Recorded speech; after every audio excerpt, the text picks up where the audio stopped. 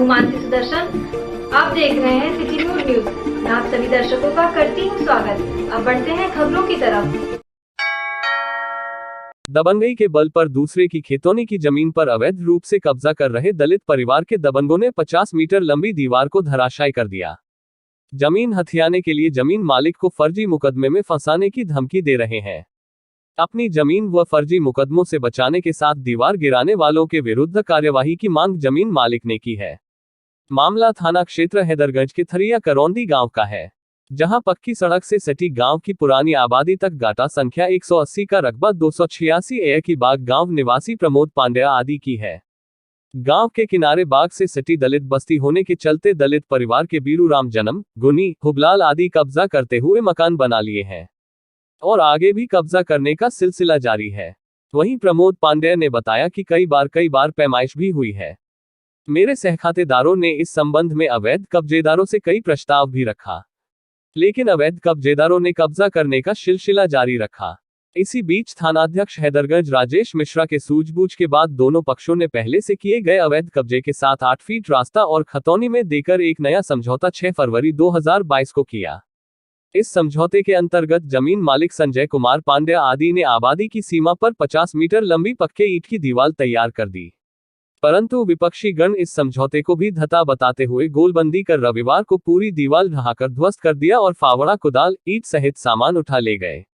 दलित परिवारों की दबंगई से डरा सहमा पांड्या परिवार इसकी शिकायत थाने पर करते हुए कहा कि विपक्षी हम लोगों को फर्जी फंसाने की साजिश रच रहे हैं।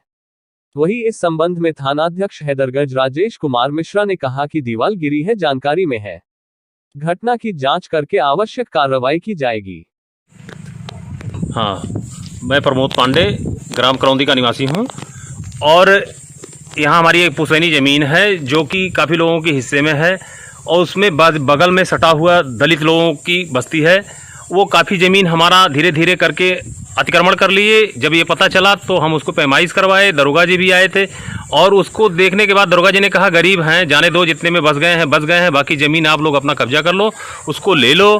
तो हम लोग मान भी गए। उसमें अपना 8 फीट रास्ता भी दरोगा जी ने दिलवा दिया, एसओ साहब ने।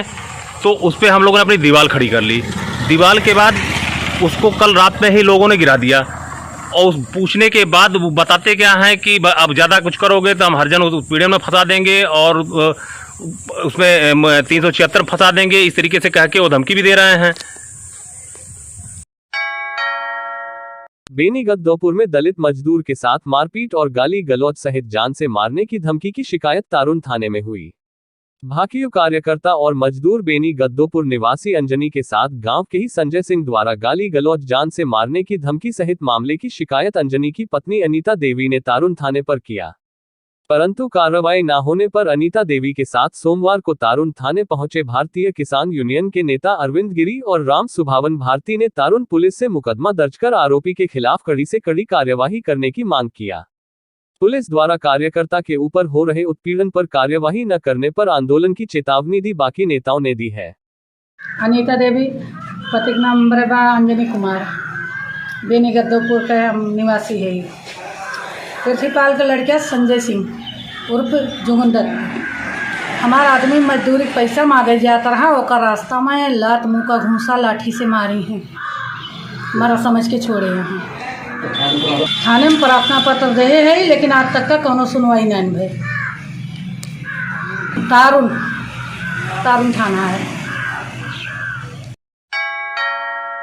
अयोध्या के युवा समाज सेवक रितेश दास ने इन तस्वीरों में साफ पता चलता है कि अयोध्या का श्री राम चिकित्सालय बड़ी ही दयनीय दशा में चल रहा है। खुद वहां पर भर्ती मरीज बताते हैं कि महीनों से लगे पंखे खराब पड़े हैं, लोग अपने घरों से लाकर पंखे लगा रहे हैं। यह वही अयोध्या का हॉस्पिटल है, यह वही अयोध्या है जहां पर करोड़ों अरबों की योजनाओं का खाका खींचा जा रहा है और न जाने कितनी संस्थाएं गरीबों की सेवा करने के लिए यहाँ पर बनी है, पर जो काम असल है वह होता दिखाई नहीं दे रहा है। सरकारी अस्पतालों में गरीब, असहाय और परेशान लोग ही आते हैं जिनके पास इतने इतने पैसे नहीं होते कि वह किसी बड़े हॉस्पिटल में अपना इलाज करा सके, और इसी उद्देश्य से बढ़िया इलाज गरीबों तक कैसे पहुंचे, हमेशा सरकार इस संबंध में सोचती है और बड़े बजट निकाले जाते हैं कि किसी गरीब परेशान को कोई परेशानी का सामना न करना पड़े और फ्री इलाज पाकर लोग स्वस्थ होकर घर जाएं। बेशक सरकार की गलती ना होगी और सरकार की मंशा भी यही होगी कि गरीबों का मुफ्त में इलाज हो, लेकिन इस अस्पताल में बैठे अधिकारी जिम्मेदार लोग मरीजों का ख्याल नहीं करते, जिससे सरकारें बदनाम होती हैं। मुझे उम्मीद है कि इस खबर के चलने के बाद और जिम्मेदार लोग और जनता के प्रतिनिधि इस खबर को देखने के बाद अयोध्या के श्री राम चिकित्सालय का जरूर निरीक्षण करेंगे और जो कमियां हैं उसको दूर करने का प्रयास करेंगे।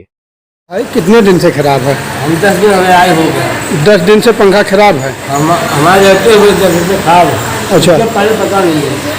2 महीना आपके मरीज को तकिया दिया गया कि नहीं? नहीं, तकिया भी नहीं दिया गया। क्या भैया परेशानी है आपको? उनका नहीं तो बुलाया भाई, तकिया बुलाना कुछ नहीं, अपना शरीर को लाए हम। किस हॉस्पिटल में हैं आप? श्री राम हॉस्पिटल में। अच्छा।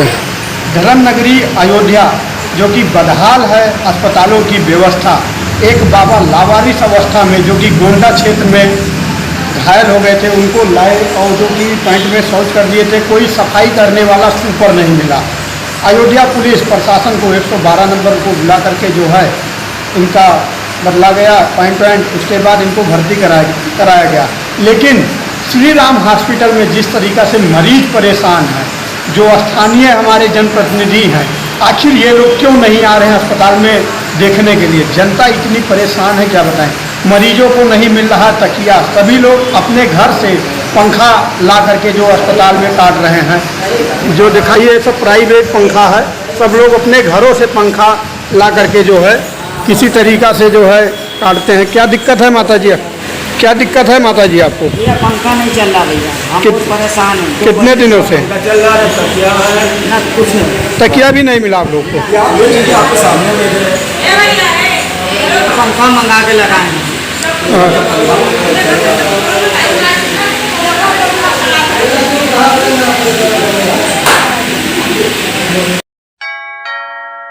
पूर्व विधायक सदर अर्जुन सिंह ने प्रतिमा का किया अनावरण। तारांकिन खबर यूपी के जनपद अयोध्या से है।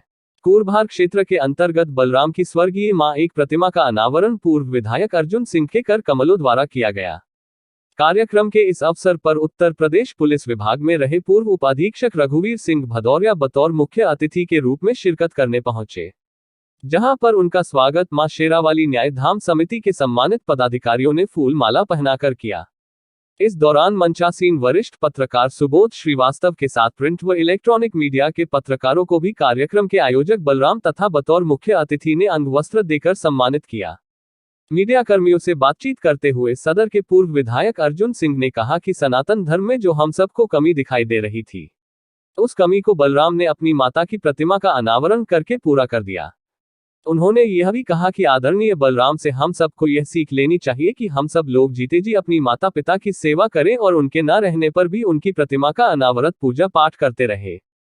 पूर्व विधायक अर्जुन सिंह ने कहा कि इस जिले में जो यह अनूठी पहल आदरणीय बलराम जी ने की है, वह समाज के लिए एक प्रेरणा देने का संदेश देने का काम कर रहे। आज हमको खुशी इतनी है कि उस चीज़ को हम बयां नहीं कर सकते। हमारे विधायक जी हैं जो हमारे पूर्वज भी हैं और हमारे पिता तुल्य हैं। आप इस खुशी का ठिकाना हम नहीं बता सकते हैं और हमें संदेश देना चाहते हैं कि हर कोई में इस पूरे कार्यक्रम में एक किया है। आज जो कार्यक्रम इस धरती पर आयोजित हुआ वो अपने आप में एक नई मिसाल है और मैं ईश्वर से प्रार्थना करूंगा कि ये परिवार बलराम का जन्मदिन इसी तरीके से अपने परिवार, अपने पूर्वजों, समाज के प्रति निष्ठावान रहे और इनका भविष्य उज्जवल रहे। यातायात व्यवस्था को चुस्त दुरुस्त बनाने को लेकर अयोध्या जनपद की यातायात पुलिस ने शहर के देवकाली ओवरब्रिज के पास चेकिंग अभियान चलाकर लोगों की यातायात के नियमों का पाठ पढ़ाया। क्षेत्राधिकारी यातायात राजेश तिवारी के नेतृत्व में पुलिस टीम ने यातायात नियमों का उल्लंघन करने वालों के खिलाफ कार्रवाई की है। वहीं क्षेत्राधिकारी यातायात राजेश तिवारी ने कहा कि वाहन चलाते समय सीट बेल्ट व हेलमेट के प्रति जागरूक करने को लेकर अभियान चलाया। इसके अलावा नियमों का पालन न करने वालों का चालान किया गया है। यहाँ पे रूटीन चेकिंग की जा रही है। हम लोग विभिन्न चौराहों पे समय अलग अलग बदल करके सीट बेल्ट का, हेलमेट का अभियान चलाते रहते हैं। साथ ही साथ गाड़ियों की चेकिंग भी की जा रही है, जिससे कि कोई अराजक तत्व, असामाजिक तत्व न घूम रहे हो, कोई अवैध सामान लेकर के, उनकी भी चेकिंग भी की जाती है। मेनली मेरा फोकस है सीट बेल्ट और हेलमेट को लेकर के है कि आम नागरिक की सुरक्षा के लिए दोनों चीज़ें बहुत आवश्यक हैं। इसलिए एक अभियान चलाया जा रहा है कि लोग जागरूक हों। इसी के साथ साथ जागरूक भी किया जा रहा है, इससे अपनी सुरक्षा, सर की सुरक्षा करें, अपने जीवन की सुरक्षा करें। और इस माध्यम से हम लोग चेकिंग के माध्यम से अभियान भी चला रहे हैं और लोगों को जागरूक भी कर रहे हैं। देखिए, ये चलान अनवरत चलता रहेगा। जैसे हम लोग को समय मिलेगा, प्रतिदिन सुबह शाम समय बदल के हम लोग अलग अलग स्थानों पर लगातार करेंगे। इसके लिए आपकी बात एकदम सही है। अभी क्योंकि आप देख रहे हो कई चौराहों पे सिग्नल व्यवस्था चालू हो गई है और इसके तहत जेब्रा लाइन बन रही है। अभी लोग जागरूक कम है, इसीलिए इन चौराहों पे हम लोग कैमरे, ऑटोमेटिक कैमरे की व्यवस्था कर रहे हैं, जिसके माध्यम से ऑटोमेटिक चालान होगा उनका, जिससे कि जो स्टॉप लाइन क्रॉस करते हैं, रूल का वायलेशन करते हैं, उनका ऑटोमेटिक चालान हो। अभी देखिए, अभी शुरुआती चरण में ये प्रक्रिया प्रारंभ हो रही है, इसलिए अभी तो कैमरे लग रहे हैं। कैमरे सब जगह लग जाए, उसके बाद चालान कटने की प्रक्रिया प्रारंभ होगी। वैसे हम लोग स्टॉप लाइन पे होमगार्ड को रख करके ये लोगों को बता रहे हैं कि आपको स्टॉप लाइन को क्रॉस नहीं करना है, जिससे कि लोग जागरूक भी हो जाएं और अपने दायित्व को समझें और सुरक्षित चलें। तो अभियान आप देखिए, जहाँ जहाँ कैमरे लगे हुए हैं वहाँ पे हमारे ट्रैफिक सिपाही, होमगार्ड मिल करके लोगों को जागरूक कर रहे हैं, जिससे कि लोग समझ भी जाएं कि अब सिग्नल लग गया इस शहर में और स्टॉप लाइन बनी हुई है। रेड सिग्नल पे उनको स्टॉप लाइन पे रुकना है, ग्रीन सिग्नल पे ही जाना है यहाँ से। तो धीरे धीरे लोग भी जागरूक रहे हैं, समझ रहे हैं, अवेयर हो रहे हैं और हमारा प्रयास है कि सबको इस माध्यम से जागरूक किया जाए। आज के लिए बस इतना ही। कल फिर मिलेंगे इसी समय इसी चैनल पर। अब हमें दीजिए इजाजत। नमस्कार।